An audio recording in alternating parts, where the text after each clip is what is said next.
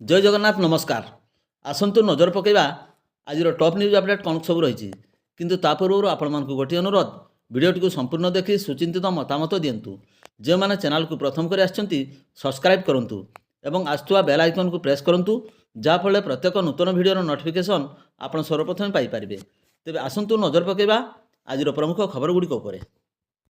आज प्रथम खबर मे मास अनुष्ठित होगा जुग्म जन अभियोग शुणाणी शिविर कार्यसूची अनुजाई प्रथम सोमवार आगामी 4 तारिख स्थानीय जिलापाल कार्यालय स्थित सम्मेलन कक्ष में बारिपदा सदर उपखंड द्वितीय सोमवार अर्थात आगामी 11 तारिख दिन बामनघाटी उपखंड रायरंगपुर स्थित उपजिलापाल कार्यालय सम्मेलन कक्ष, तृतीय सोमवार आगामी 18 तारिख पांचपेड़ उपखंड करंजिया स्थित उपजिलापाल कार्यालय सम्मेलन कक्ष और चतुर्थ सोमवार अर्थात आगामी 25 तारिख कप्तिपदा उपखंड उदला स्थित उपजिलापाल कार्यालय सम्मेलन कक्ष में यह शुणाणी कार्यक्रम पूर्वाह्न 7 घटिकार अपराह्न 10 घटिका पर्यंत जिलापाल एवं जिला आरक्षी अधीक्षक तत्वावधान में अनुष्ठित हो।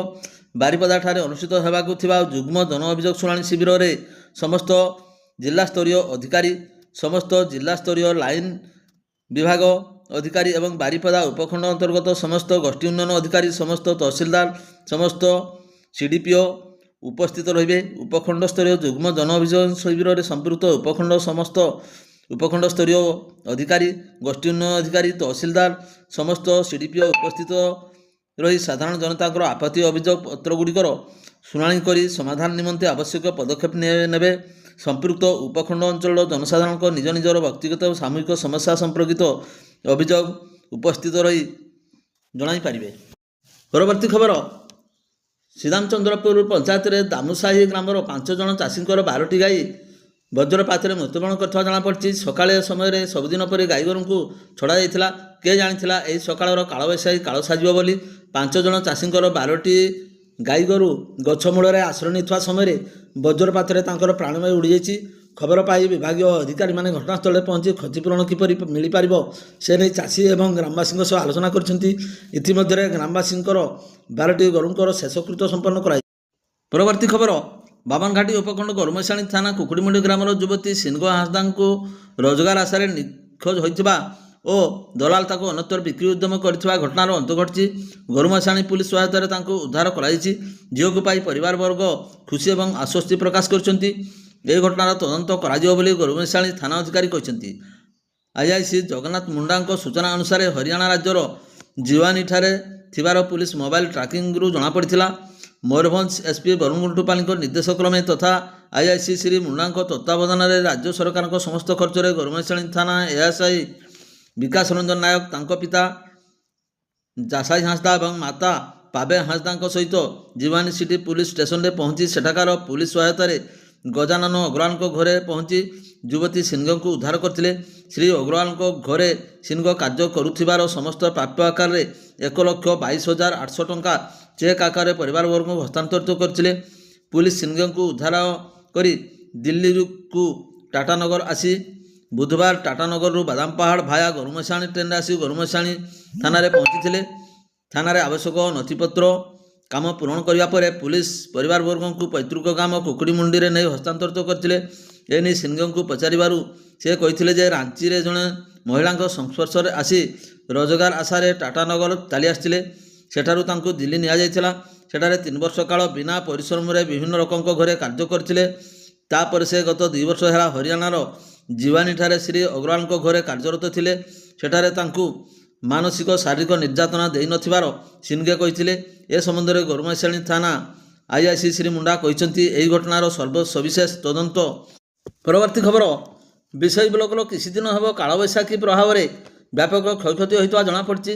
बुधवार सन्धार हठात वर्षा सह पवन होबारु विषय पंचायतर पानपसी ग्राम में गोटे जड़िया ग्रामर लाठसाही एवं चाउरा साही 6टी, गारगड़ी ग्राम में 5टी, खड़मेड़ा ग्रामर एवं दांतुणी रे गोटे, बाढ़ुणिया 2टी और बालीचुआरे गोटे घर एहीपरि 16टी परिवार सर्वहारा हो पड़ती। पवन और कुआपथर माड़े भांगी जाई बहु क्षति होता सूचना मिली। पवन माड़े टाइल छपर उड़ी जाइथिबा बेले कुआपथर माड़े 16टी घर क्षति होइथिबार जमापड़ी। परवर्ती खबर कालबैशाखीर भयंकर पवन और वर्षा मध्य राति घटिला एक दुखद घटना। बाइक सजाड़ी घर को फेरुवा समय जुगाଳିया छक निकटରେ ଏକ आर्टिका कार सहित धक्का लगी गुरुतर आहत होते युवक। गुरुतर अवस्था उज्ज्वला हस्पिटाल भर्ती हो जीवन लड़ाई करते। शेष में जीवन युद्ध हारी जाई युवक मृत्युवरण करते।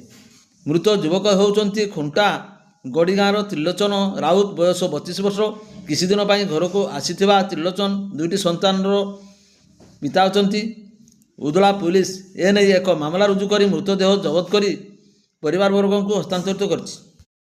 परवर्ती खबर बारिपदा अर्बान कोऑपरेटिव बैंकर 3 जन अधिकारी द्वारा रायरंगपुर जैनिक ऋण अधिकारी को बेआईन भावे ऋण मंजूर कर अर्थ प्रदान करिथिबारु सुद सह मोट 15,58,000 टंका सरकारी अर्थ हेरफेर सह पैठ करनथिबा अभियोग रे 2012 मसीह एक विजिलेंस मामला को स्थानीय बारिपदा स्वतंत्र विजिलेंस जज पूर्णिमा जेना विचार कर 4 जन जाक अभियुक्त को दोषी साब्यस्त करने सह गुरुवार दंडादेश शुणाई। दोषी साब्यस्त 4 अभियुक्त मध्य 3 जन अभियुक्त बैंक रे रायरंगपुर शाखार पूर्वतन ब्रांच मैनेजर आशुतोष महांती 71 वर्ष एवं बैंकर बारिपदा मुख्य शाखार पूर्वतन रिप मैनेजर कांतिलाल मुर्गा 73 वर्ष एवं बैंकर पूर्वतन परिचालक सभापति कृपासिंधु महांतो 70 वर्ष को दुर्नीति निवारण आईन 13 धारा अनुଯାयी 3 वर्ष करी सश्रम कारादंड सह 30,000 टंका लेखाएं जरिमाना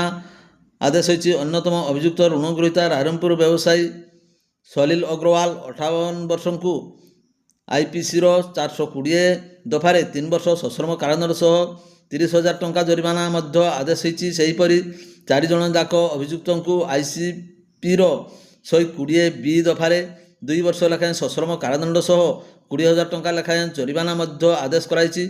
सबु कारादंड को एका संगे भोगिबा पाई थिबारु समस्त अभियुक्त को 3 वर्ष लेखाएं सश्रम कारादंड सह मोट 50,000 टंका लेखाएं जरिमाना आदेश होती। जरिमाना अनादयर अतिरिक्त 3 मास सश्रम कारादंड भोगिबा मध्य निर्देश होती।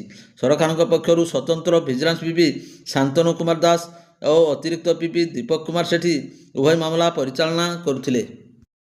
परवर्ती खबर गुरुवार बहलदा थाना अंतर्गत गम्हारिया ग्रामर कलोनी साही निकट में एक पोखरी में जैनिक 7 वर्षर बालक पानी में बुड़ी जाई मृत्युवरण करथिबा बेले एक दुखद खबर हस्तगत होइछि। मृत बालकर नाम रोहन बिंधाणी और तांको पितांकर नाम दीपक बिंधाणी।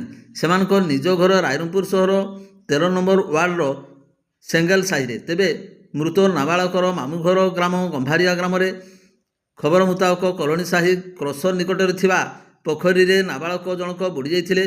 सविशेष रिपोर्ट लेखा हेबा जाए हस्तगत होई नथिले मृतदेह व्यवच्छेद पर रायरंगपुर पठाई बोली जणाइछि।